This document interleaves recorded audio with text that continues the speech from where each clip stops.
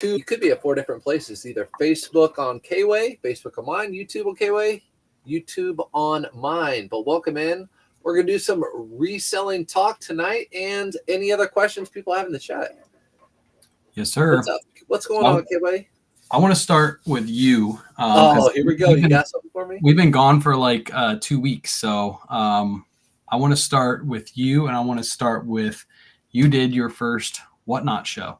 So I want to know, how did your first Whatnot show go? But I think we should wait a minute before we answer that question because we're still waiting for people to come in. So I'll let you ponder that idea for a little bit until we get there. But yeah, everything's been good here. Titans are continuously losing, so I hate watching football now. Did your Colts win last week? I forget. We did, but we played the Panthers, who have won one game. And tonight it's like the Panthers versus the Bears. It's like the worst versus the worst. Yeah, so like we're not missing any football tonight. We're just No. Actually, I don't know if anyone in here later on you'll be watching this. Lorenzo Family Flips. He was on this morning with David at Line Creek Fishing or Line Creek Boutique, and he had Patriots stuff all behind him. I'm like, get rid of that stuff. We were both talking about how we just want to bag the season to try to get good players. Yeah, we played the Bucks this week. Bucks lost last week, so yeah, we were talking right before the live how I was thinking about going to the game. It's actually a game that we might be our first. I think we've lost 15 straight road games. Titans have, so this might be our 15th straight if we lose this one. So I was gonna go to maybe give them a little bit of luck, but yeah, I don't feel like paying for those tickets. So yeah, nope. Yeah. Pay for that. Polo Ralph Lauren behind you. What's the story with that one? I put out a video today. If you guys saw it, I put out a post and a video. I might actually start doing that more often. Is when I go thrifting, I might take like a snapshot of the best find with like a small clip and put that on socials. It doesn't move when you put it on Instagram, by the way, and if you have a video on it, it doesn't move over to Facebook. So I didn't know that until cha-ching. I didn't know that until today. So I had to put the photo up later. But I think I might start doing that. I like how that looks, and it gets people like interested in the video that's coming out. But yeah, picked it up today at Plato's for $14. It's called a teaser. Teasing us. Little teaser. He sent me a personal message today, teasing me with that because he knows I like my Polo Ralph Lauren, my favorite brand. If you guys don't already know that, just wait. You haven't seen the video yet because there's more Polo in that video. It's just it's the only one that you saw. What's up, Line Creek? I was just talking about you with all. Oh, by the way, Line Creek Boutique. If you guys don't follow him, he's amazing, great, Whatnot, and reselling on every platform. But his basement's full of Patriot jerseys framed. Like, what on earth is this guy thinking? All right, I don't want to make anyone mad and skip the chat, but I can't do the Patriots. No, you don't have that around here. I feel you. Except our head coach came from the Patriots, so I kind of like him a tiny bit. How you guys doing this year? Yeah, exactly. Never mind. We won't talk about that. All right. But yeah, let's get into it. The first question I want to ask, now that we have some people hopping in, by the way, appreciate everybody hopping on in. We took last week off because Titans were playing. I told Surfs, I said I got to take Thursday off to watch Titans lose. So I watched the Titans lose, unfortunately. But Surfs had a Whatnot show in that 2-week span. So I wanted to know, how did that show go? What's your thought on Whatnot? All that good stuff. Spill it to us. I'll spill it to you. I felt like I clammed up on Whatnot.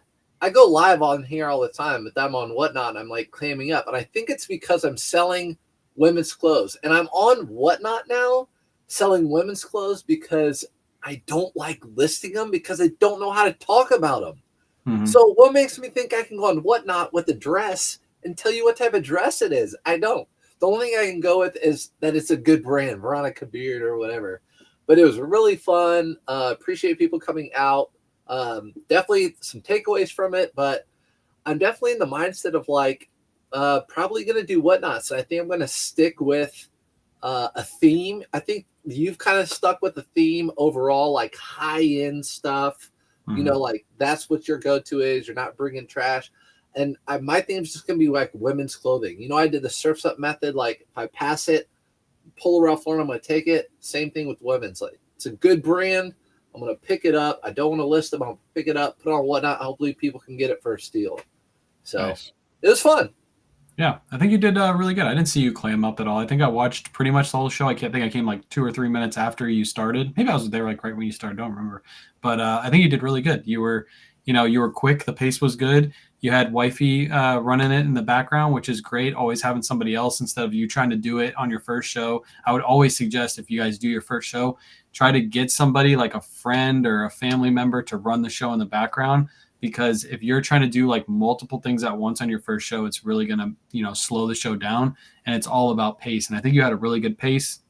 You were bringing stuff out. You were talking to chat, going back and forth. Yeah, I like the show. It was enjoyable. And I think you'll do good with the women's items. Like you said, you don't like listing them. So just bring them to Whatnot. You're not going to make as much as you make on eBay, but you'll be able to make a little bit of money, give back to the community, and make some money in the long run. So I think it's good. It's great. Your sister got a couple steals, and she was like, "Bring more, because I'm gonna steal them and list them," and that's fine with me. Yeah, I'm good with it. So it was it. What I really liked, I'm kind of talking fast paced all the time, even when I'm thrifting. I like sudden death. I like that 20-second sudden death, and when I don't have much into the item and I have no attachment to care what it goes for, really. I like that pacing. I like that type of show. It worked well for me. So I'm going to be doing that for probably every item, every show. Nice. Do you have like a schedule? You're going to do it like once every 2 weeks, or you're just going to wait till you get a decent amount of women's stuff and then like announce the show a week ahead? What's your plan? I think I'm going to try to do once a month. Okay. Because I want to have I think I've learned from you and other people, you need to have a good mix. Mm-hmm. You can't have a whole show full of Judy Blue jeans. So I want to have a good mix of sizes and different things. So yeah, that's a good plan. Yeah. I liked it. It went. I think it went good. You had a good giveaway too. What was your giveaway? A Farm Rio, I believe. Yeah, I gave 3 things away, and they weren't even buyer appreciation. Number one, I couldn't figure out. I guess because I'm new, I don't know if I needed a sale to do a buyer appreciation, so I gave 3 things away for just being in the show. Mm-hmm. Farm Rio, Lululemon, and something else nice. I forget. Both Lululemon. 2 Lululemon. That's awesome. You had good inventory too. You had a bunch of Lulus. What was your like best piece in the show? I put a lot of Athleta and Lulu. Mm-hmm. The really high end brands like the Nordstrom stuff actually didn't go for a lot, which again I was fine with it. People got good deals. It was really popular. The popular stuff was definitely the athletic women gear. Mm-hmm.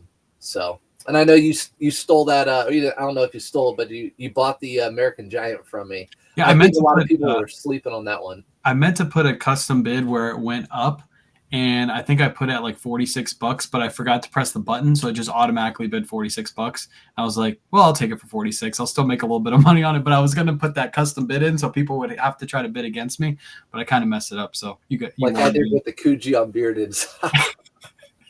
How did you like the shipping process of it since it was your first time? Was it easy? Was it hard? Did you have any road bumps? Yeah, it was being new. I was new at running the show, new at loading a show, and new at shipping and packing and figuring all that. Very easy. It was super, super easy. Just as easy as it would be to ship out eBay stuff, if not easier, maybe even. Yep. Yeah, I agree. The one thing we do, I don't think you use numbers, but the one thing we do is we use these little number cards. So then after the show, we're just like, you didn't put anything on hangers. I think you like laid everything out because you had it all organized, but we put ours on a hanger. And then after the show, like if Kayla's doing the packing, I just read like 86 and 5 sold. So she just looks for 86 and 5 because they both go in the same order. She pulls them down, packs them up, and then I'm printing the label and I'll throw it in the packaging. We use those priority mailers, those Tyvek envelopes. That's how we ship out pretty much all of our orders that are over £1. If it's under £1, then we use the regular envelopes. But really easy. Shipping on Whatnot is super, super easy. As long as you have stuff organized. If you're just naming stuff like shirt, you probably will mess up. You'll have to watch the video. But other than that, it's super easy. Well, I've been back here just snooping on everybody's Whatnots, figuring out, how am I not going to mess up? I don't want to glitch, even though wifey had one little hiccup, but it's okay. The main thing I think also was just putting everything in the title. You don't even really need a big description unless you want to, just like on eBay. But it's like, it speaks for itself. And then Lululemon size whatever in the color, and then when you pack it, you'll know exactly what you're looking for as well. So I learned that from you. Sizes in the title. Sizes in the title. Yeah, that's smart that you watched a whole bunch of shows too. That's pretty much what I did for like a month before I did my first Whatnot show. Is I like watched what some of the big people were doing, the people that had a lot of people in their crowd, to see how they were running their show. Were they doing a lot of giveaways? What was their pace? What was chat saying? Stuff like that. Like you have to do your research. You can't just hop into something new and just expect to just do a bunch of random stuff. So I like that you were watching a bunch of shows too. Yeah. Yep. Thank you for that question, by the way. Yeah, we'll get to the questions in just a second. One thing I'll say, I'll give a tip to anybody that's doing Whatnot right now. People didn't notice on my last show, but I've been using the buy it now a little bit more, and I've been putting some steals in there. Like some of the stuff we're paying like $7 for, we're selling it for $15. We're not making a huge margin.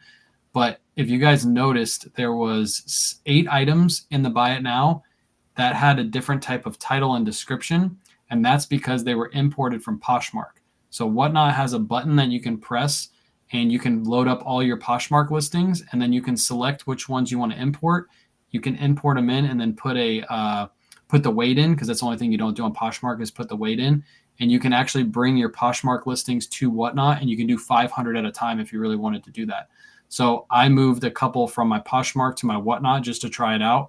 I sold 7 of the 8 items during my show. So it's just an extra way for you to sell a couple items. Of course, I listed them a little bit less than I had them on Poshmark, but it's just an easier way to move inventory. And I'm probably going to do that for probably the next couple weeks and just like test it out and see how it works. I thought about something else too, right? So if you're doing a Whatnot, and let's say I bookmark a show for December 1st, I can load it, but I can also load buy it now stuff right now. And can't people buy it between now and then? Yeah, so you can. You could pretty much advertise, like if I'm doing a live thrifting, picking up stuff, be like, hey, you could bookmark my show, and I actually have stuff there for sale already that are steals. So, so you could do that too. Just people in the chat. Think the way it works too is if you have a buyer appreciation, no matter when you buy the item, as long as you buy it through the show, you get accepted into buyer appreciation. So if you load a steal in, don't quote me on this, but if you load a steal in, I think even if it's a week ahead, if you buy something, you automatically are entered in that buyer appreciation for that show. If the buyer appreciation has been loaded already, if it's not loaded yet, then you're not eligible for it. So, but yeah, there's actually a marketplace on Whatnot too. Yep. So you can actually search for listings, and I've sold a pair of shoes on Whatnot that I had listed in my buy it now just for a giveaway, and somebody just bought it outright. So you don't even have to have a show loaded, and you can make sales on Whatnot. And that's kind of what I was thinking. Like, it's just another platform for people to sell, really. And then you could maybe even build a following, putting in some really good steals, build a following that way, then do your show. Yep, you could do that. You could have, if you have a Poshmark closet, you could download all your Poshmark listings and have a whole marketplace full of, 500-600 listings because you imported 500 at a time from Poshmark. So, and it's super easy to do. The only thing you have to do is you have to make sure you put in the weights. So if you don't have the weights like on eBay, they're incorrect, then you'll have to go through and weigh everything. That's only, downfall to it, but it's super simple to just bring your listings over. So, if there's a lot of people that don't know you could do that. And I tried it out last week and it worked out good. So yeah. I think we have some questions in the chat. Appreciate you guys hopping in. If you have any questions, feel free to drop them in the chat. We're just going to read these off. I'll throw some to Surfs. I'll take some, and we'll get all your questions answered. I'm going to move this table for a second, but I'm listening.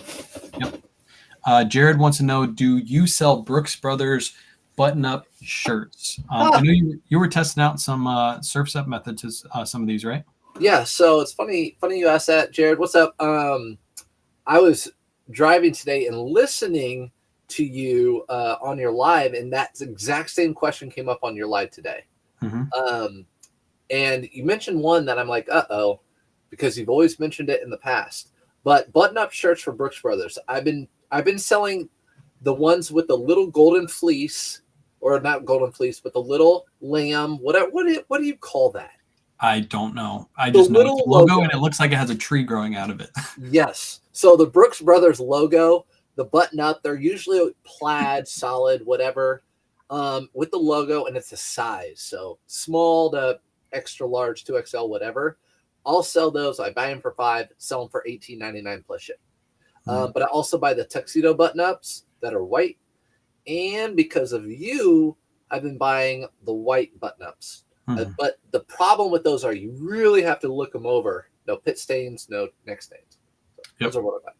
Yeah, I've been trying to, with the white button ups too, I've been sticking to size 17 and bigger. For some reason, when it's 16 and a half and smaller, they tend to sit for a little bit longer. And with those kind of items, I want them to move out fast. So I won't pick those up. If they're under 17, I'll normally leave them unless they're super cheap and I can price them even cheaper. Another one that I pick up is Brooks Brothers have these patchwork shirts. So they're like long sleeve and they're patchwork designs all over them. I'll pick those up.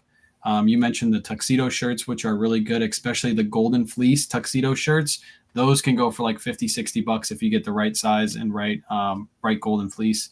And there's one more that I just was thinking of. Now I forgot it. Have you ever found in chat? Have you ever found the black fleece? Brooks? It's been years since I've seen them, but they have button-up shirts with the black fleece, and it's like a number like 001 or like 121.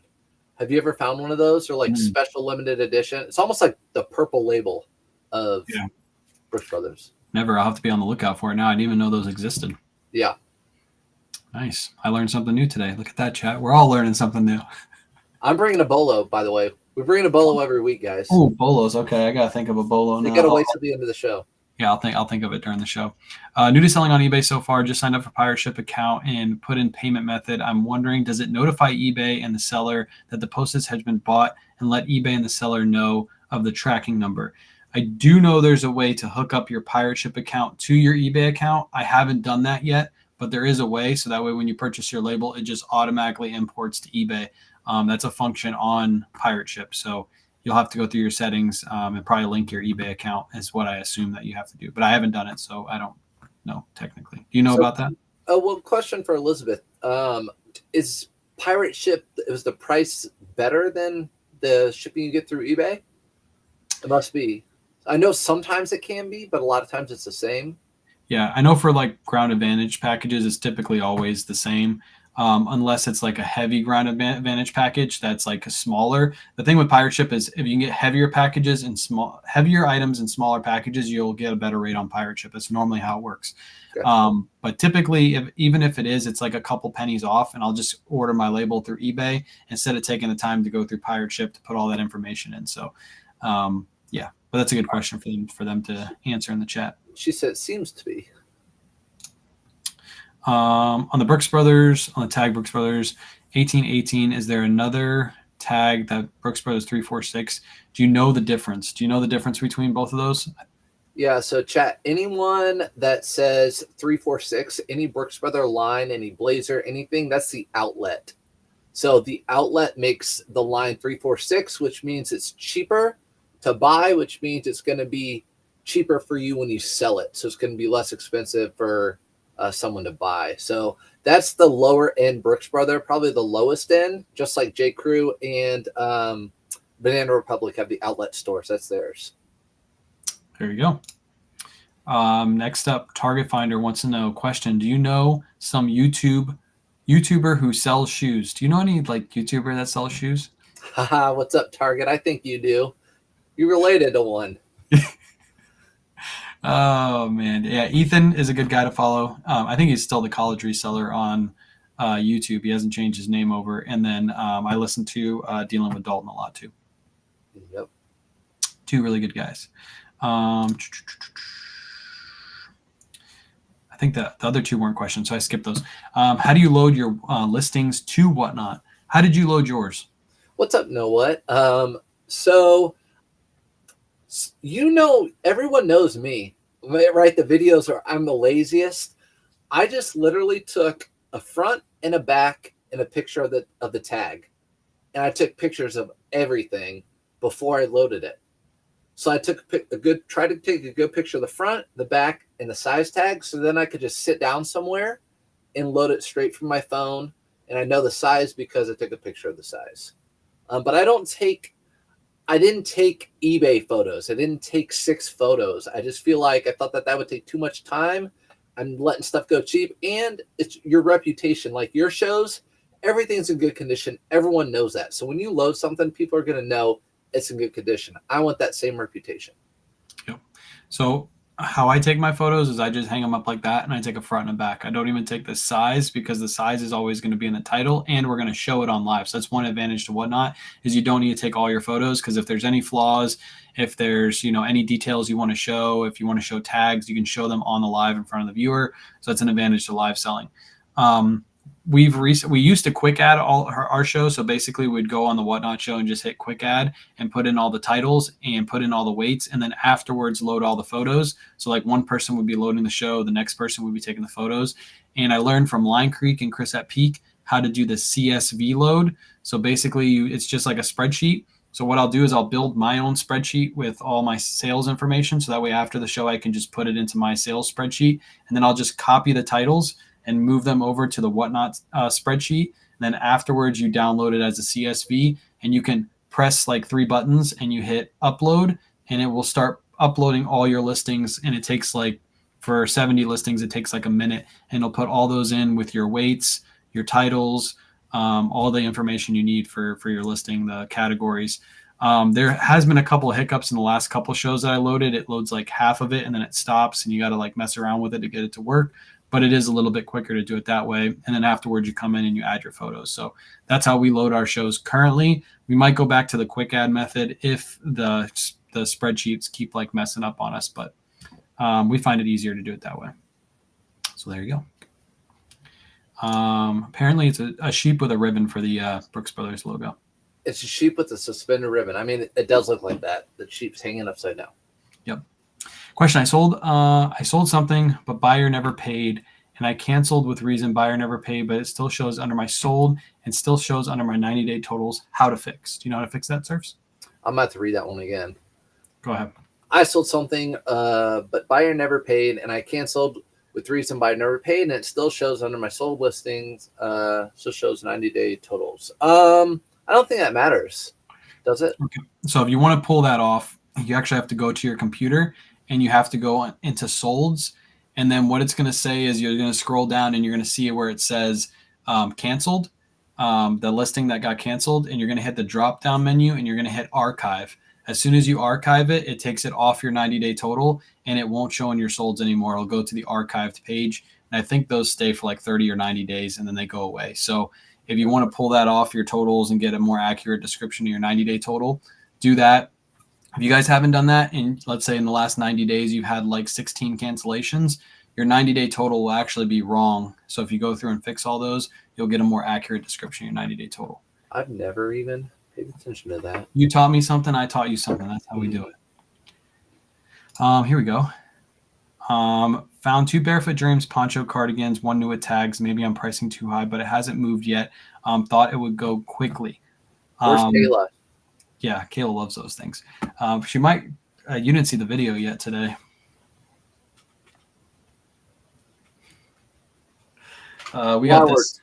I got this at Plato's. I got this at Plato's too. New with tags. Wait. Can you see it? I can't. It's blurry. It says $14. $14. So there you go. There's one new with tags. What do you do? Go. You have to sell it for $14. Everybody will buy them every single time.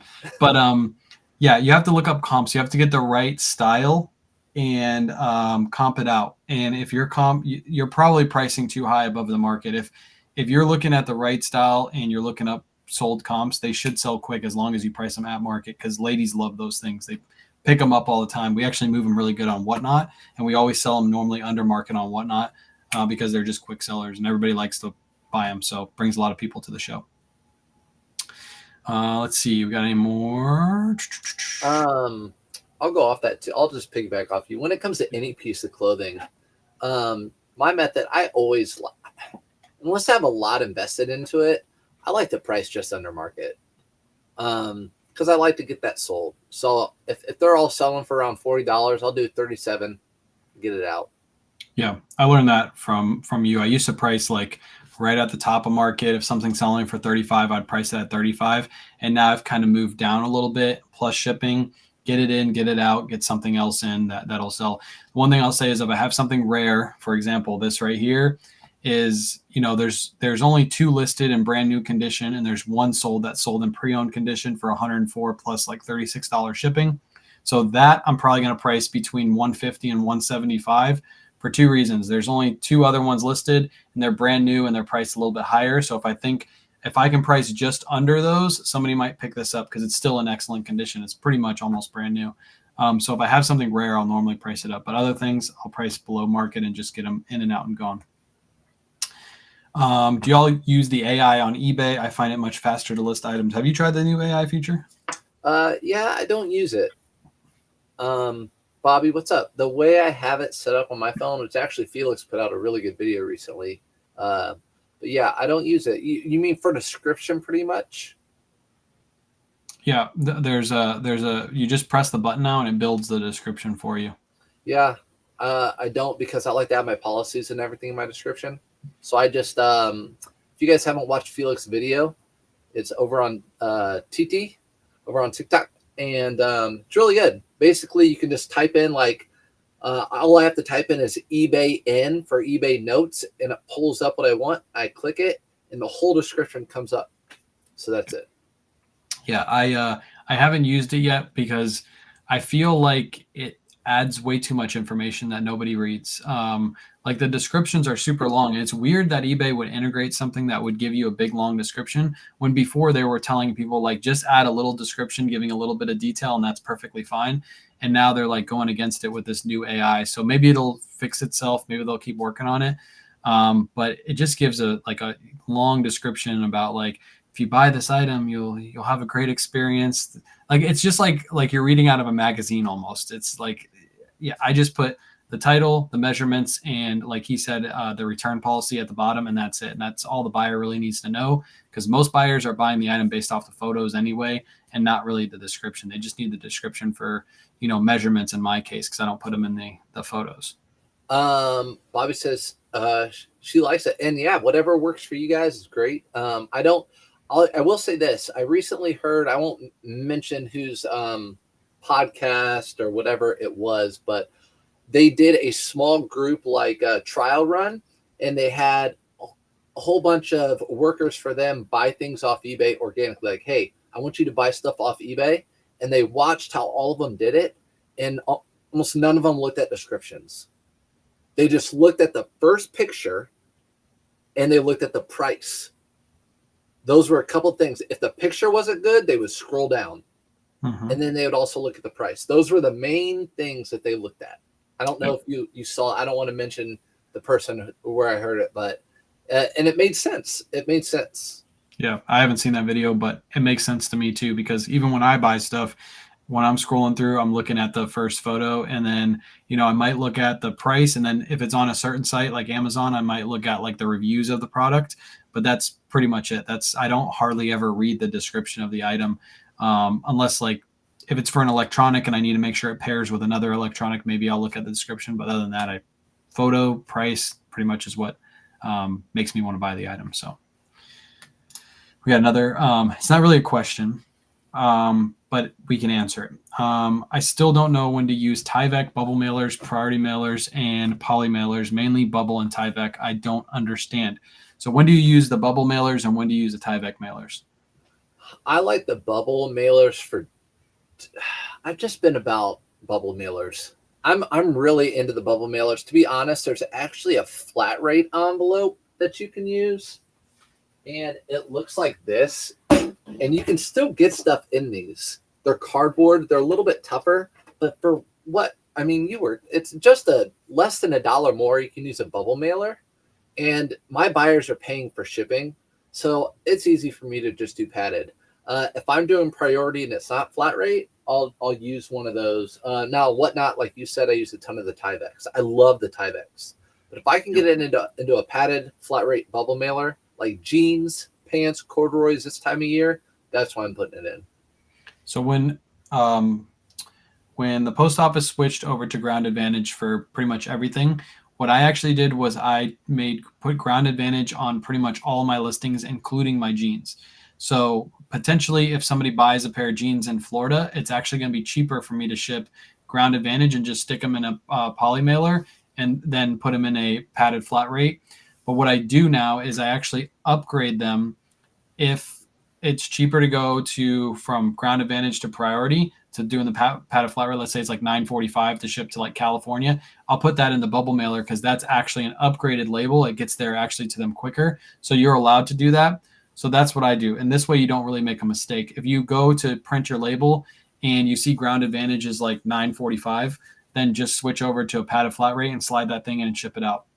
I like what you're saying about the cardboard, the flat rate mailers. I did this on my live the other day because somebody said, why don't you use one of the flat rate ones? And I do have flat rate ones here. And I showed them, if you put a pair of jeans in there, it just really doesn't fit. You have to like fold it over and you got to like tape it down. You got to hope that thing doesn't pop open in shipment. With the padded flat rates, you just slide it in, you fold it over, and it ships out super easy. And it's like, what is it, like 40 cents more or something like that? So for me, it's a better presentation. It's a little bit more money, and it's just easier to ship. So I'd rather just ship them bubble mailer. It's like butter. These things are like butter. Slide it in, quit. I'm not going to go there, but they're like butter.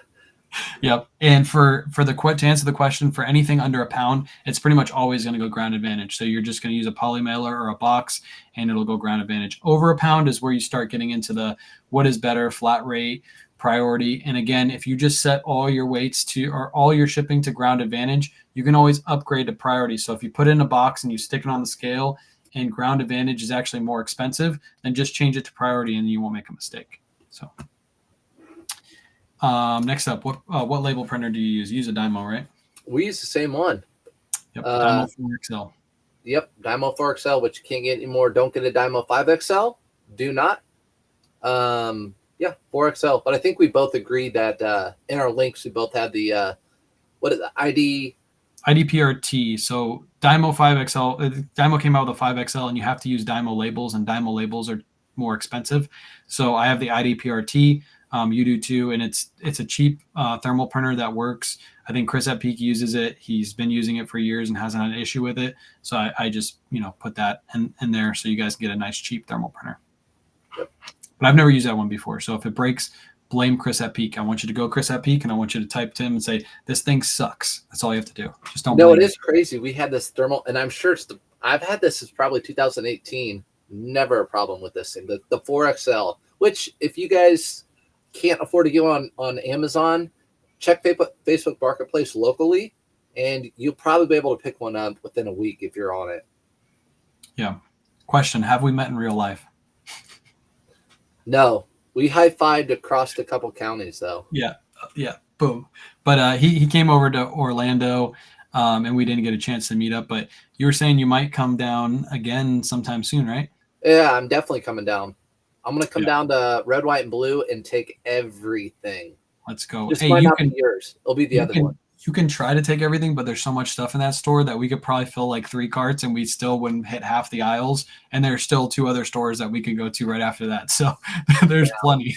I'll tell you what, I love how that store, even on half price day, they're pushing stuff out. It's crazy. Oh, Makes sense. All the time. Like, well, they're a for-profit, so they got to make money. So they're just constantly pumping out inventory, where Goodwill, I mean, some of those employees don't really care. So they just don't bring out new carts. They're just like, hey, we got to be on the register today. We can't bring out new carts. So yeah, it'll be fun. Like today I went to Plato's. I went there. That's the first time I've been there in probably like a month and a half. I haven't been to Salvation Army in like 3 months. There's so many stores I don't hit in my area. I think that's going to change next year. I'm going to start sourcing a lot more once we get Mom up to speed, which she pretty much is. Once we get through our death pile, I'm going to have to source a lot. So it should be fun next year. But yeah, you could come down here. We could hit all the stores, and you probably still won't hit half the stores. That's how many good stores we have in this area. So it'll be fun. Yep. We have not met in real life. Yeah, not met in real life, no. He might be a weirdo, and we might never do this podcast again after. Hey guys, when you do Whatnot, do we pay right after we win? Yes, you hook up your card information. I think when you sign up for an account, they make you put your card information in, and they make you put in your phone number. The reason they're making you put your phone number in is because they want to know you're a legit person. They're just going to send a text because they don't want a bunch of like random accounts getting the $15 codes and like the same person using it on a bunch of shows. So that's why they do that. So make sure you verify your phone number if you haven't already, and you put your card information in. And as soon as you buy something, it charges your card. And if you buy multiple items on the same show, it's going to make multiple charges to your card. So just keep in mind that's going to happen. But yeah, it charges you right away. It's right away. Yep. And sometimes you'll get fraudulent, like bank fraud, because you'll buy like 10 items on one show, and your bank will be like, what the heck is happening? This person's like, you're buying the same from the same. Why are you buying this all together? So then you just got to call your bank and fix it. Normally it gets fixed right away. But yeah, that happens sometimes. Just be aware of that. Next one, when you list, it says median price. Do you use that even if the comp was different? Do you ever use the eBay prices surfs up when they give them to you? Nope, never. And I don't use their suggested promoted listings price either. So no, I do it myself. Yeah. I look at the comp. I'll look at all the comps. I get an idea what I priced it at, sell similar, and list it at that price. Yeah. So I never use the suggested price either. What the suggested price is doing is it's basically reading your title, and however you titled your item is it's comparing it to other sold listings based off your title.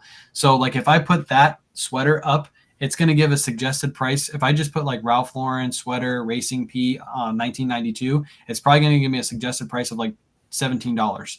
But we all know that that's not a $17 sweater. So make sure you do your own research and price according to what the market is telling you to price it at.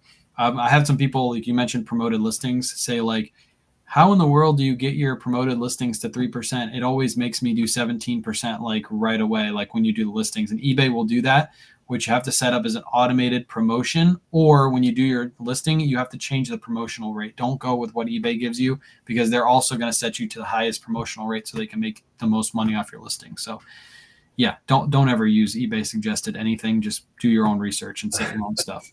They're in the business of making money too. Exactly. Let's see. I'm going to skip around a little bit, see if we got some questions. See a lot of smile face. Appreciate everybody hopping in today too. This was what we skipped last week, so it's been 2 weeks out. 2 weeks out since we did one of these live. So appreciate you guys coming out again.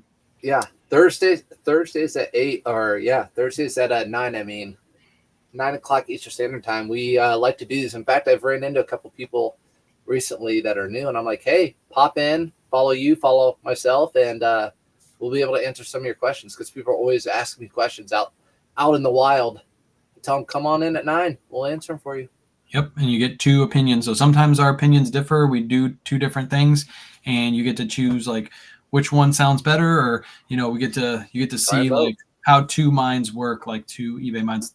Lately, we've been like everything's been pretty much seamless. Like we've been doing the same exact stuff because I learned a bunch from you. You learned a bunch from me, but sometimes we disagree a little bit, and it's okay to disagree. Everybody runs their businesses differently. Mm-hmm. What postage do you suggest, or do you select for Tyvek envelopes? So I got this question the other day on my live shipping. Tyvek envelopes are not flat rate envelopes. You do have to weigh and measure them. Normally I just put in like 9 by 11 by 2 or 9 by 12 by 2. But you do have to weigh them. It's based off weight and measurements is, how it's shipping. So yeah, it's not flat rate. Like the padded flat rate that he showed earlier, that is a flat rate envelope. Whatever fits in there ships for $8.30. The Tyvek envelope can vary based off, where it's going and how much it weighs. Think as a Tyvek envelope as a poly mailer that you have to send priority. It's a free bag for you, but you have to send a priority, putting in the weights and measurements just like you would a poly mailer. Yep. What are the minimum things you need to get started when starting to pack and send? What are some supplies that you can think off the top of your head that people need when they start shipping? Oh my gosh. If you're doing clothing, so minimal. We just talked about it. Use what they give you free from the postal service. So if you're sending jeans out and you're doing priority or whatever, I always tell people it might be a little expensive at first, but if you're having the buyer pay shipping, if you use one of these this time of year, you're almost guaranteed not to lose money. So I would suggest if you're selling jeans, put them in a padded flat rate envelope, or at least put that in the option on eBay and ship it out on that. It's free, ships right to your house, and you won't lose money on that. I would suggest that, and then get poly mailers. But other than that, I wouldn't, like you always say, Don't invest in a thermal printer or anything until your business can pay for it. You suggest that to people. Yeah, one thing I would say on top of that is you need one of these. Don't just guess the weights. Yeah, if you're using poly mailers, if you use the padded flat rates, you don't have to guess them because they're all going to ship out the same rate. But if you're using the regular poly mailers, shipping ground advantage, you need to know the weight of your item. So invest in a scale. You can get cheap scales. I have this one linked. It's a Dymo. It's a little bit more expensive, but get a cheap one if you need one. How much do they run?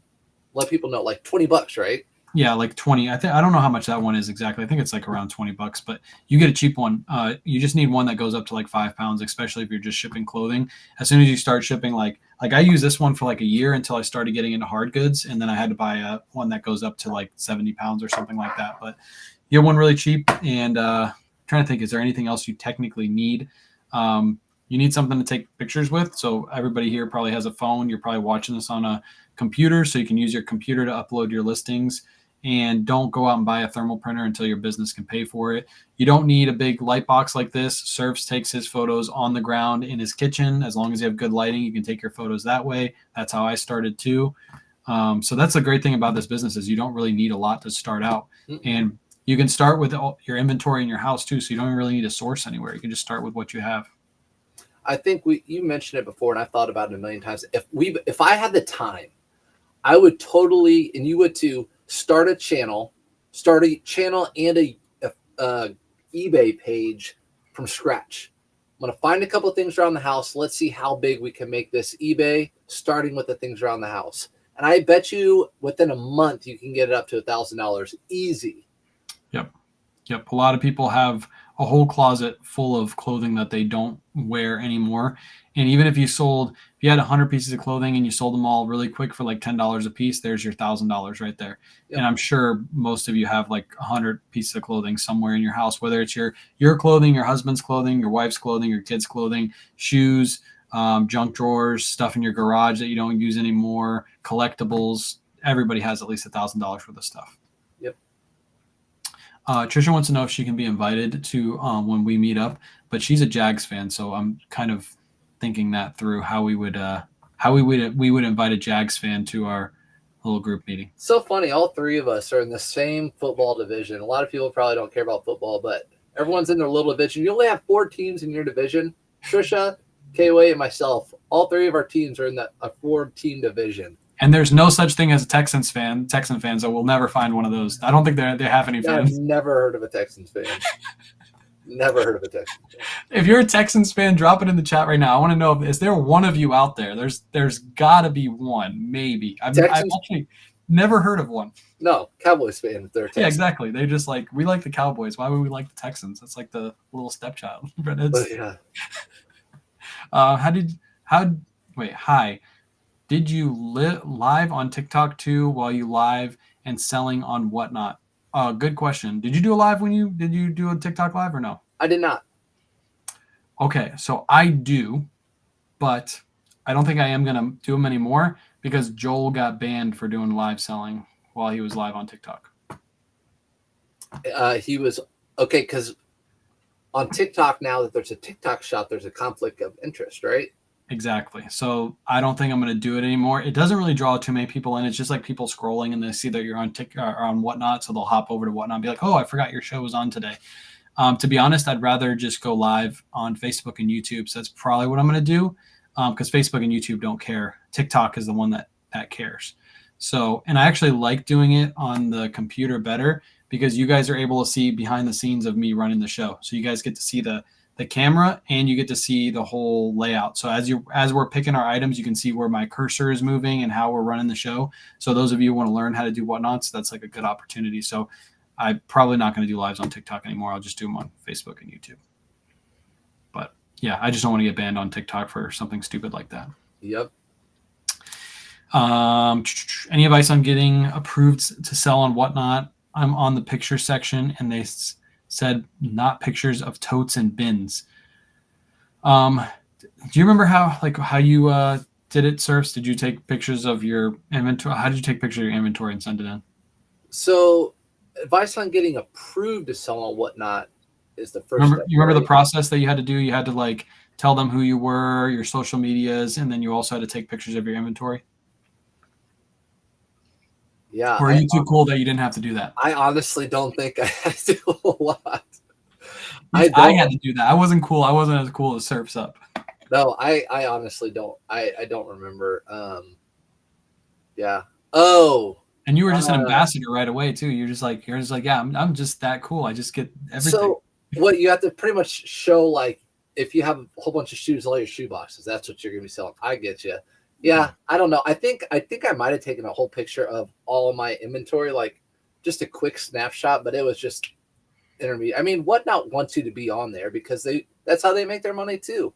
So put something together nice and you'll get a I would, if they don't take the picture of the bins, like let's say you have like 15 bins, what I would do is I would just like take stuff out of the bins and lay it on the ground in front of the bins, maybe so they can see the bins and see the stuff on the ground. Maybe throw in a couple pairs of shoes. I don't know. Like I just took pictures of my garage. I just took a snap of my garage. Go into Goodwill and take a picture of the rack. This is where I get all my inventory, so this is my inventory. But yeah, I would just maybe be a little bit more creative and just like show the items. I think you can upload like 2 or 3 photos, something like that. So take like one of your bins and then one of the items on the ground. I don't really know how else to take photos of your inventory except for your bins, if that's where your inventory is. Maybe they think like you don't have anything in those bins, so make sure you take like a shot inside the bin to show that you have some items in there. I don't know. Be creative with it, I guess. Also this, I have one out here and I didn't use a rack, but if you're planning on doing a Whatnot, you need a rack, right? My wife has a few she got off of Amazon for a garage sale, so I have a couple. So just get that rack out, hang a whole bunch of clothes up, and it'll look like you have a set up Whatnot show. That's what I would do. Yep. That's good information. Good advice. Can you preset your shipping to the size poly I have in use?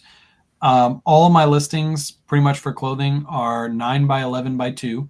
And I put the weight, if it's like a shirt, it's always 10 ounces. And then I just, charge that shipping to the customer. If it's a little bit heavier and I have to pay a little bit more, then that coverage, the price they charge the customer always normally covers that little extra. So, that's what I do for mine, 9 by 11 by 2. And I use templates. So all my templates have that in them already.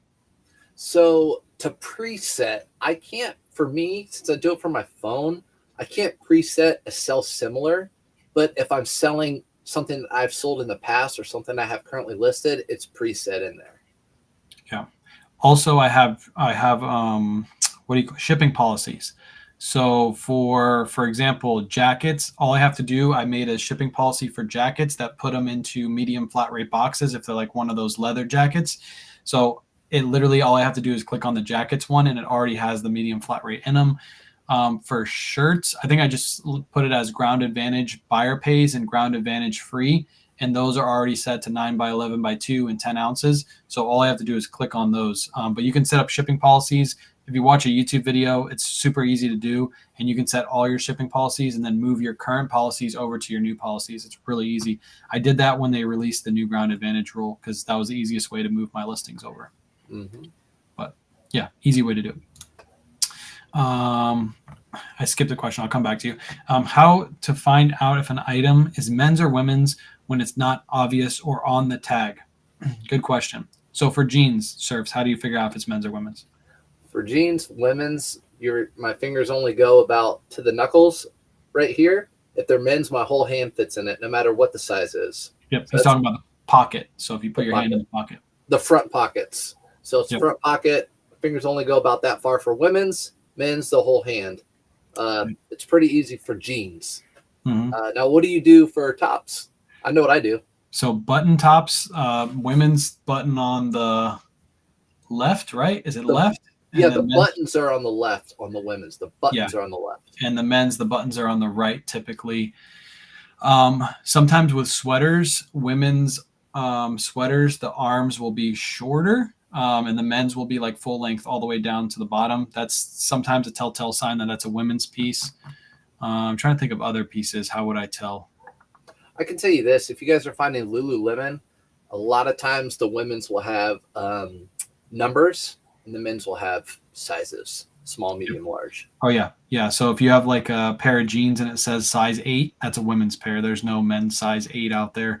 Or if it says like 12 and then 32 or something like that, that's a women's pair because men's don't go 12, 32. We never have those smaller number sizes. I'm trying to think if there's any other clothing that would. Maria, I'd catch it in the chat if you bring it up. I'd catch it if you had a specific type you're talking. How do you tell if a bra is men's or women's? I usually try it on in the store, not in the fitting room though. Definitely not. Man, I live in Jacksonville. I hate the Jags. I like you, Linda. I like you. I knew I liked you. I mean, how could you like them? They're good 1 year. Jeez. By the way, we have no Texans fans in the chat. By the way, there's not one. I'm trying to find them. There's none in there. By the way, you got a $2.99 super chat from Tej. Tej, what's up? I'll say this: Tej is out there sharing everybody's whatnots and everyone's live. He's like the community hype share person. Yeah. Thank you. Appreciate it. You do that. When selling personal items, how do I determine investment price for taxes? I hate tax questions, but do you want to take this one? I can give a little bit.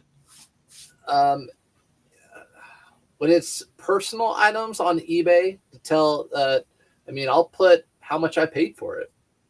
Yeah. Like if I'm selling a pair of shoes that I'm not wearing anymore, and I know I bought them for $100, I'm going to put $100 there. So I took a loss on the shoes, to be honest. Yep. I talked to a tax advisor before. This not coming from Caroline, but it's a tax advisor before. I'm not a tax advisor. Please don't take this as tax advice. Go talk to a professional. But I've been told the same thing. Like if you paid, for example, my kids' shoes, I always buy them like really good Nike shoes, like Dunks and stuff like that, because I know if I buy them, I can sell them and I'll take a loss. So it'll look like a loss on my taxes. But technically I made money back instead of them just wearing a pair of shoes and it just goes in the garbage afterwards. So like I'll buy my daughters, both of them get like Dunks and Jordan 1s like all the time. And then, I paid $100 for those shoes. I'll sell them for $60. I'll take the loss.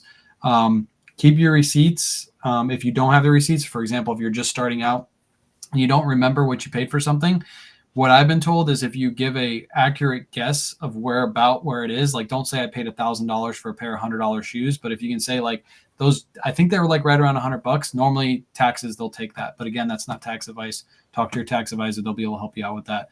But that's just what I've been told. And I think that's pretty good, accurate advice. As long as you're not like trying to hide numbers and like putting in huge numbers, then you should be fine. Same deal with the garage sales. You know where you bought it, about the date, and about for how much. That's what matters. Because you're not going to get a receipt. Somebody wants to know when we're doing our next whatnots. Do you have a schedule? You're still probably buying your ladies' items, right? Yeah. So I'm buying them fast. I got a ton today, actually. But I'm going to do one in December, guys. Probably first week or two in December. I think you have three-peat. Yeah, I have Friday, Saturday, and Sunday this week. I was supposed to get the Saturday show done today, but unfortunately, Joey always gets sick every week. So, I couldn't. I'm going to probably load like half the show tonight after this.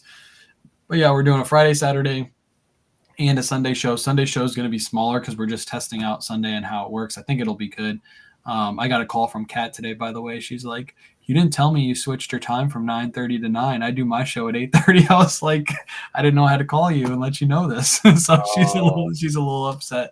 I think she's actually changing her time to 8 instead of 8:30 because she doesn't want to run into my time slot. So I'm gonna do, and Sundays might be different for you, but I'm gonna do 8 p.m. Eastern Standard Time Sunday nights when I do mine.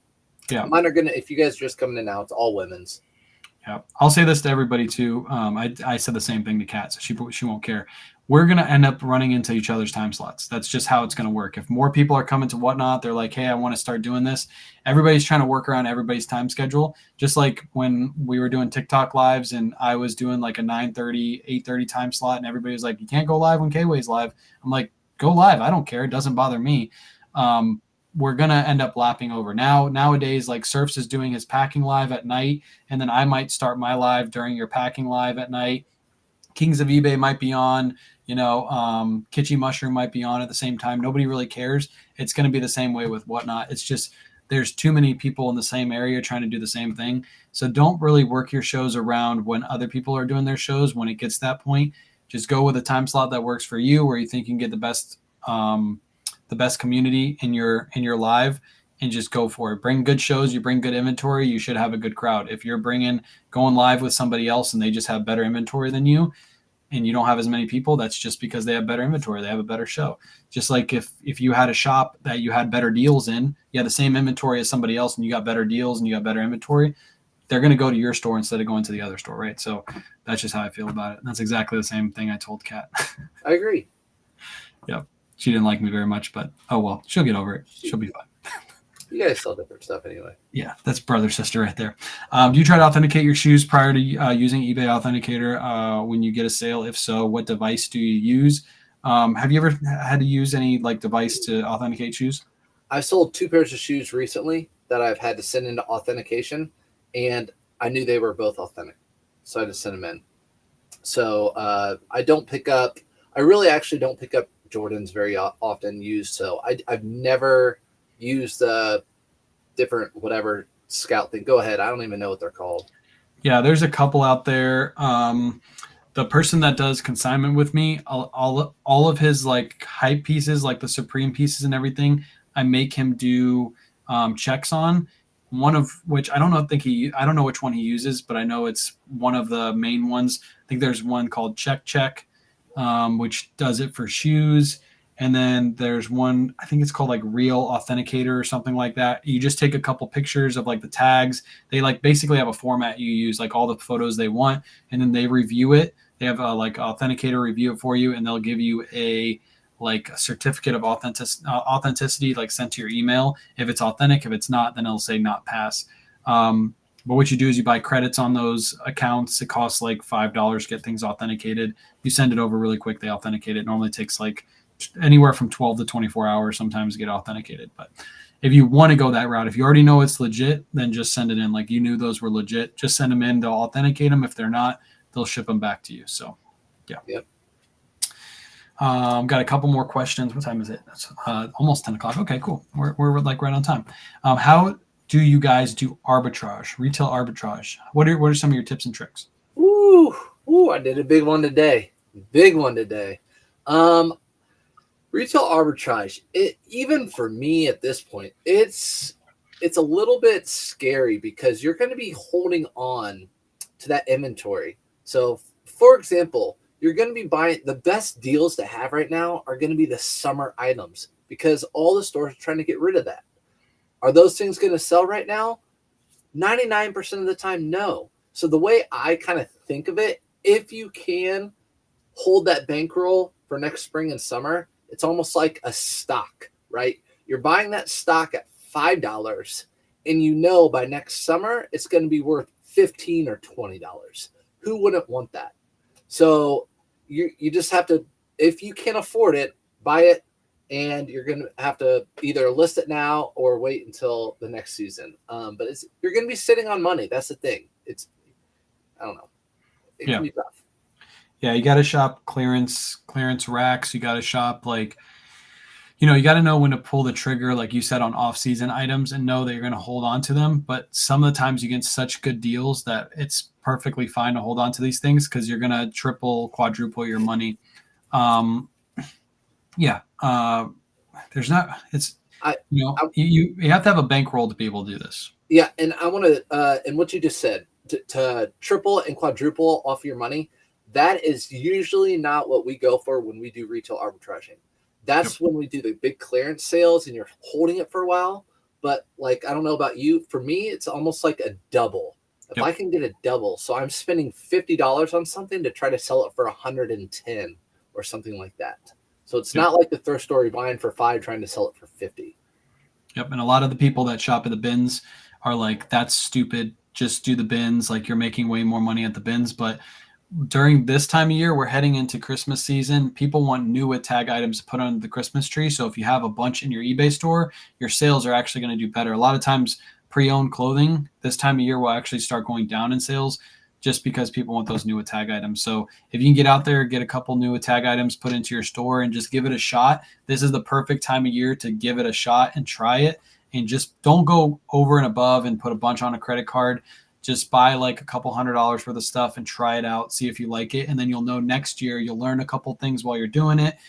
You'll be able to focus next year on getting a lot more inventory and building your store that way. But now is the perfect time to give it a shot if you've never done it before. I just saw in the chat. I don't want to miss it later. The dude says, is it lucrative though? Yeah. If it wasn't, I wouldn't be doing it. So it is, again, there's a lot of factors that play into it. Like the piece behind you, if you saw that piece, that's like a one-off piece that you would find out at a Ross or Marshall's. You're not going to see that. But it's hard to explain. You might see something that's really good, and you've talked about it before, but there are always new eyes. That same piece might be at every single Ross around the country, and 10 of them. So the market's going to get flooded. So it's hard to be able to tell what's unique, whatever. The best thing to do is just try to get those big clearance sales that happen twice a year. Get those quality items when you do it. Yep. Yeah. It is very lucrative. I'll give you guys one that's you can't really find too much anymore is Peter Millar polos. I used to find them all the time at TJ Maxx and Marshalls, and I used to pay $10 to $15 a piece when they went yellow tag and when they went second clearance. And I used to flip those for $60 a piece all the time. And what I would do is once a month, I would take a trip around all the TJ Maxx and Marshalls in my area. I'd pick up 15, 20 of these. And by the next month, all of those were sold. And I would just do it all over again. And while I'm there, I'm looking at what's on the full price rack, knowing that those are going to go to the clearance rack. So this way I know like, hey, that store had 25 Peter Millar polos. I know by, a month and a half from now, some of those will sell, but some of them will end up on the clearance rack. So I need to hit that store first to see if, they have those on clearance. And then I go to the other stores. So you're also like scouting while you're shopping at the same time. I know you probably do that too, right? Our brains are wired similarly. It's just that hustle. You got to always be out there doing it. Yeah. Here's a good question. I don't have a big answer for this, but have you started thinking about your 2024 business goals? Really good question. Have you started thinking about any? I know you've had some. I remember you about mid-year talking about the rest of your Q3, Q4 goals. Mm-hmm. I haven't really thought it's like your New Year's resolution, right? But I definitely want to stick to it. My goal, again, I talk about this often. It's what I can control. So I don't like usually setting them like I want to sell $1 million worth of inventory because I don't have control over that. But I do have control on how much I can list. Mm-hmm. I do have control on how much I can source for the most part. So those are my things. How many items I'm going to list. Again, I want to try to do every single day, 15 to 30 items listed. And I'm just starting Whatnot. So 15 to 30 items listed 7 days a week. I'm going to try to do Whatnot, the women's clothing, at least once a month. And then the other thing I might start doing, Trisha knows about this, is I might start doing Poshmark. I might add on one more platform and cross list. Nice. Starting in January. Nice. That's a good couple goals.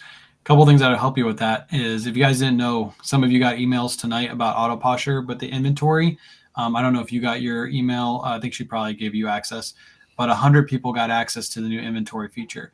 I know in the future, she's going to be, she's thinking about adding a cross lister. I think that's like next on her list. So, 4 to 5 months from now, she might build that into the software. So that'll make it super easy for you. You'll have all your inventory right in AutoPosher, and then you can just click a button and it lists to Poshmark is basically how she wants it to work. So that'd be good for everybody. But some of you got that inventory feature. I meant to say it on this live. I got to the end and remembered it. But yeah, those are good goals. I like the move to Poshmark. I think you'll like the move too, because you'll actually increase your sales. And I think you'll start seeing like stuff is going to start moving even faster. You're going to have go from, you already sell like 15 items a day. You're going to be selling like 20, 25 items a day. And you're going to be like, holy cow, this is insane.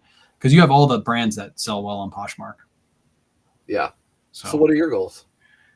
I have a big one that I'm going to announce. You know what it is, but I'm going to announce that in January. I think January 1st, I'm going to come out with a YouTube video announcing this one goal because it's a big goal. And I think we can accomplish it, and it's going to be pretty cool for everybody to see, and it's going to motivate a lot of people too, I think. So I have one coming. I can't announce it yet, but it'll come in January. Which is only a month, like 6 weeks, 7 weeks away, guys. So yeah, I know it's pretty be close. patient. Yeah. I always set up like in the beginning, I always like when I set goals, it's not something that I can't achieve. I don't like setting like I'm going to get 10 million followers on TikTok. That would be just stupid to set that goal because you'll never achieve it unless you have like a bunch of like viral videos. But it's like, so when I set my goals, it's like, yeah, I want to get more followers on these platforms. So I might set a goal to like get like 10,000 YouTube subscribers by the end of 2024, which I think is 10,000. I already have 10,000, don't I? Yeah, I have 10,000. So it'd be like 50,000 is what I'll set it to. And TikTok, I'll try to get 150K followers, which would be double what I currently have. So I'll set those goals throughout the year. Achievable, I'll probably hit them for like halfway through the year. That's what I did this year. Sales goals, I never set sales goals. I say like, it'd be nice if I hit 250,000 in sales for the next year. Like, but if I don't hit it, it doesn't really matter to me. Yeah, I'm not really a goals guy. The one goal that I'm coming out with in January, that's probably my biggest goal for next year. Everything else is just like small little goals that I hope to achieve. But if I don't achieve them, oh well. Yeah, and I'm gonna add to that because goals are part of owning your business. You have to set goals, and you have to stick to them. Being a business owner, or you'll get behind and you'll end up going working for someone else. But I definitely think coming from like the personal training and fitness area, you have control. You don't have any control on how much weight you lose. You have control on what you put in your mouth and how much you exercise. So that's what you have control over, and everything else will follow. So if you watch what you eat and you exercise, the weight will come off. You can't control when it does or how quickly it does. That's why you don't weigh yourself every day. That's why we don't look at our numbers every single day. So same thing for me with reselling and social media. Like the more you put out, the more you'll gain. The more you list, the more you'll sell. So you got to put that front end work, and everything else will follow. Yeah. And I don't normally do daily goals. Like I'll just like, if I want to hit 20K in sales this month, I'll look at a monthly goal.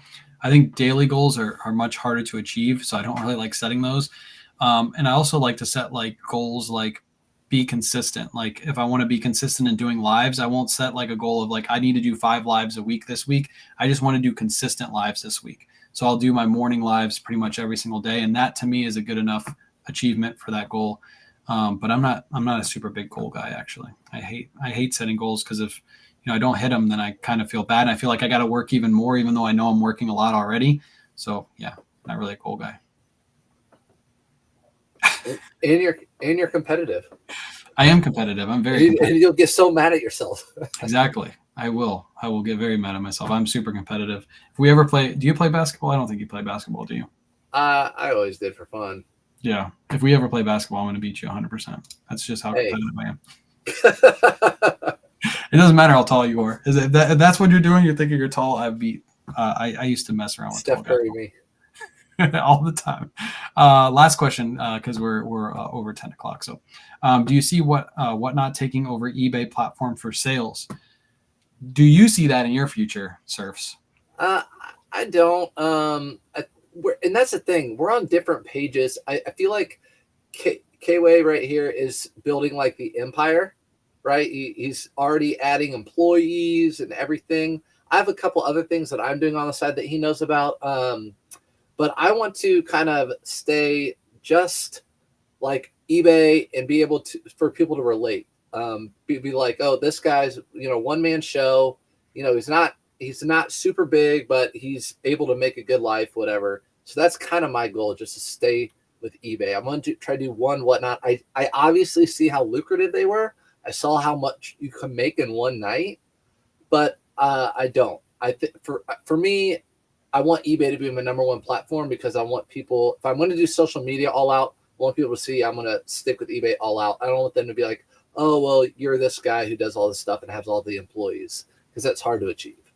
Yeah. You like consistency. Like I like consistency. You just want a consistent, you know what you're doing every single day, listing your items, getting the sales, and you're comfortable and you can do whatever you want for your day. If you want to, leave and go hang out with your kids, you have that opportunity because you're consistent with your business and you have consistent sales, so on and so forth.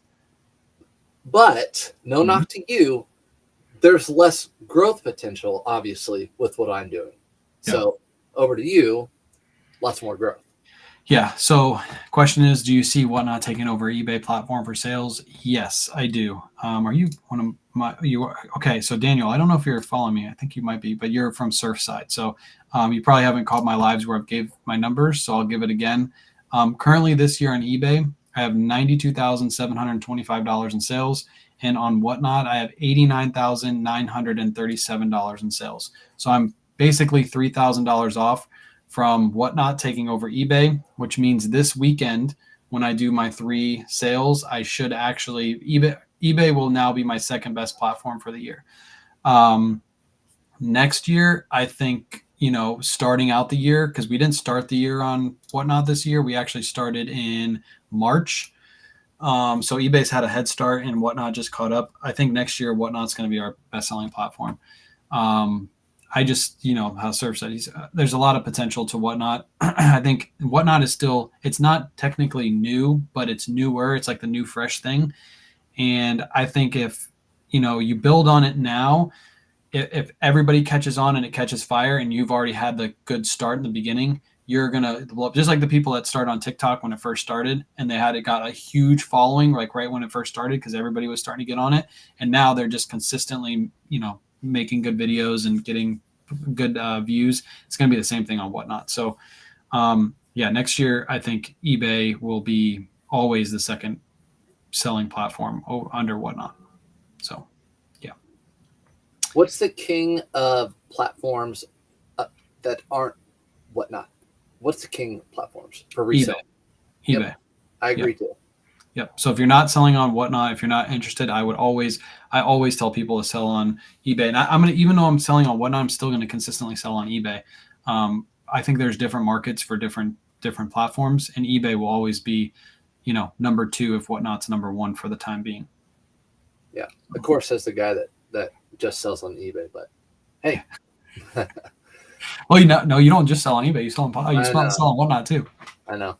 You got to remember that you only ran one show, so he's like, yeah, I just sell on eBay, but you're like, wait, no, I sold something, and now you're going to sell on Poshmark next year. Yeah, I haven't decided completely yet, but definitely if Poshmark comes out with that would be like a no-brainer. Yeah, and I can use those Tyvex envelopes a lot more. Exactly, shipping is easy. Listing will be easy.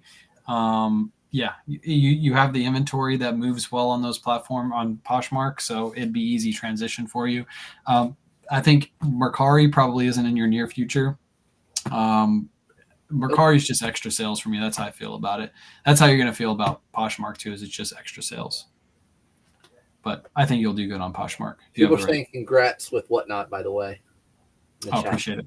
Thank you. Yeah, it was a fun journey. At first, I didn't think I was going to do Whatnot.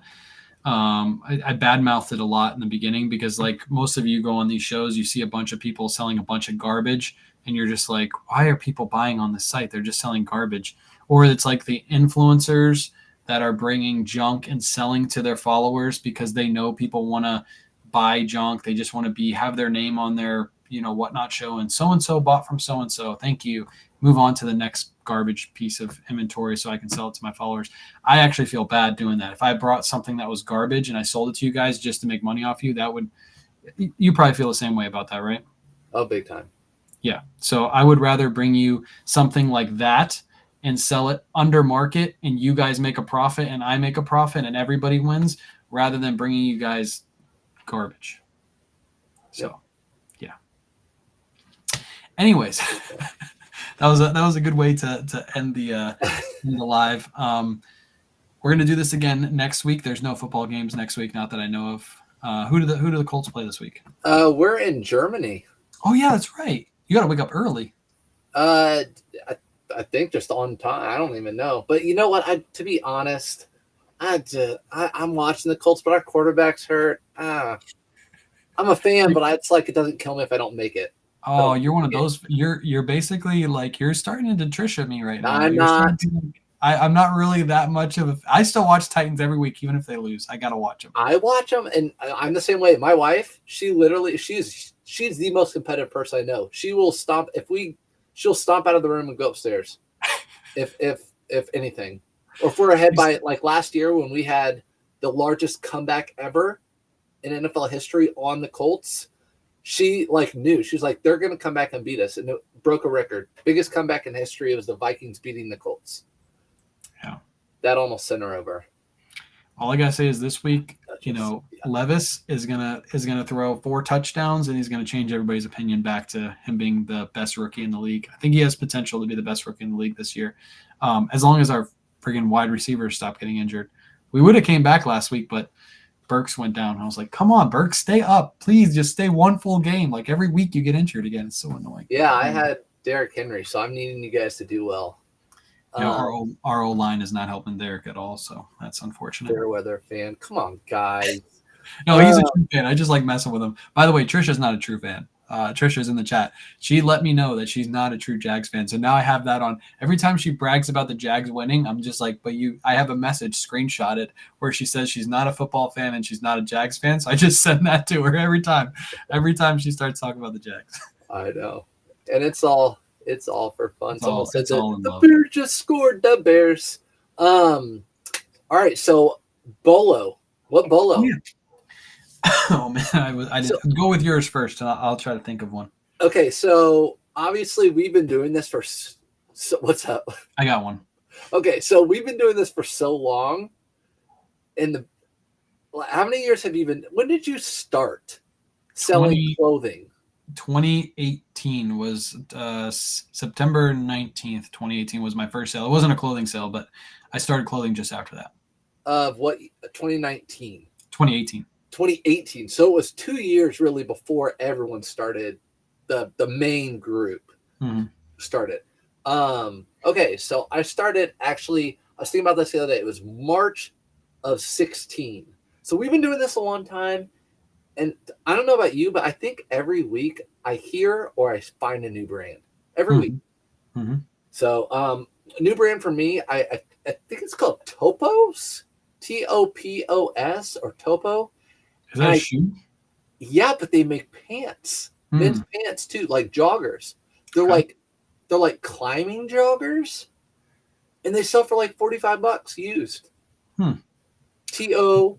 Topos. Are they like will you know what they are when you see them, or are there anything special, or they just look like pants? The brand Gramachi or whatever it is? Yeah, climbing brand, right? I remember you mentioned it before. Yeah, it feels like that. It's a canvasy pant. And yeah, it just said Topos, and I had no idea because I didn't even know they were shoes. And they sell clothing, and they're really not a whole bunch listed, and they sell for like $45 used.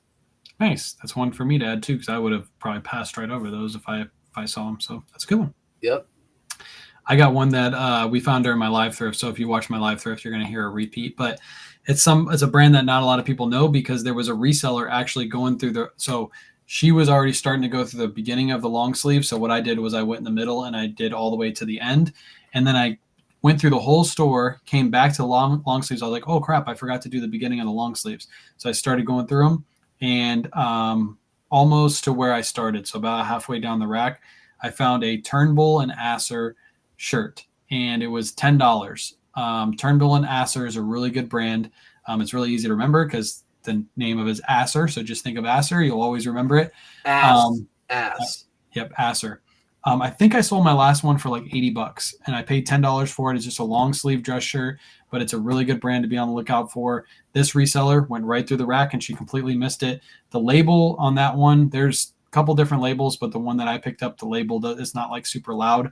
But those go for, I should be able to sell it anywhere between 60 to 100, somewhere between those two numbers. But Turnbull and Asser. Wow. Yeah. I'm gonna try to find a label here. Yeah, so they're just regular looking dress shirts. Yeah, I don't know if I have my sold comp for my last one. I don't remember. Might have been longer ago than 90 days. Let me see if I can pull it up. Something like that? Yeah, that's pretty much what mine looked like. There's a couple different labels, but that's pretty much what mine looked like. That's one of those brands, and people are always like, oh, you're giving away the thrift store. No thrift store employee is going to ever figure out what that brand is. Even if we talk about it now and they all tell each other, the people in the back are going to have to figure it out. They're not. Yep. Yeah. I got the comp on my end. Hold on. Let me see if I can share it. That's unbelievable. How does it look? Okay, it looks like that on this. So that's the sold comp for mine. the last one. So that's the label right there. Oh, so That's beautiful.